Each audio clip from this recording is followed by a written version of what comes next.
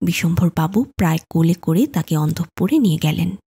মামি তাকে দেখেই বললেন, কেন বাবু পরের ছেলেকে নিয়ে কর্মভোগ, দাও ওকে বাড়ি পাঠিয়ে দাও। বাস্তবিক সমস্ত দিন দুশ্চিন্তায় তার ভালোভাবে আহারাতি হয়নি এবং নিজের ছেলেদের সঙ্গেও অনেক খিটমিট করেছেন। ফটিক কেঁদে উঠে বলল, আমি মার কাছে যাচ্ছিলুম, আমাকে ফিরিয়ে এনেছে। বালকের জ্বর অত্যন্ত বেড়ে উঠল, সমস্ত রাত্রি প্রলাপ বকতে লাগল। বিশম্ভরবাবু চিকিৎসক নিয়ে এলেন।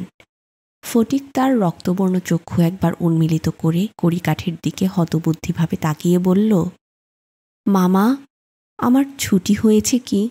বিশম্ভরবাবু রুমালে চোখ মুছে সস্নেহে ফটিকের শীর্ণ তপ্ত হাতখানি হাতে তুলে নিয়ে তার কাছে বসে রইলেন।